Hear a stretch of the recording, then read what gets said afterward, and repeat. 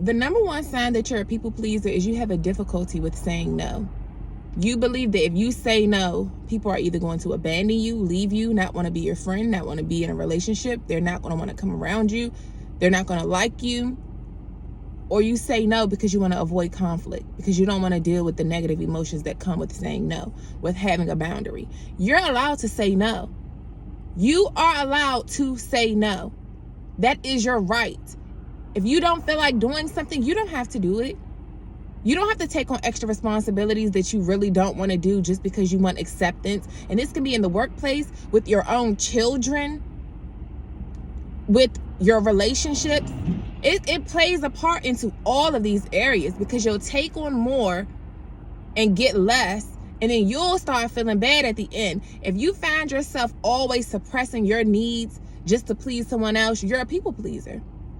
If you know you don't want to pick up the phone and these people calling you to dump all their problems on you, and right now you're going through a lot of stuff in your own life and you really don't want to hear that right now, not to say that you don't love these people or care about these people, but right now you got your own stuff you're dealing with and you trying to process your own emotions, and they come in dumping their stuff on you. You're not an emotional dump, and you don't have to remain an emotional dump.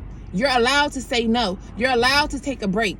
If you're in a work environment and you know that you already got a big responsibility, you already got a big project you're working on, and then here comes somebody else trying to give you some of their work to do, some of their dirty work to do, and you decide to say no, you're allowed to say no. You don't have to take it on because you want to seem like you're reliable to your boss or you're reliable to these people, because oftentimes these people pleasing ways will get you used and abused, because you always want to be that person that they know is reliable and that they know they can count on. But who is there when you need that same treatment?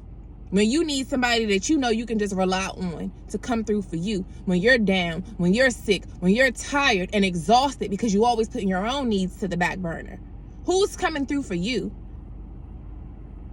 Even with your children, because a lot of us as moms, especially, we want to make everybody happy. We want to make these kids happy. We tired as hell. We done worked. We done did this. We got them this and that. And yet they still want to do something else. They still want to do something else. And you're like, I'm tired. And I just took y'all here.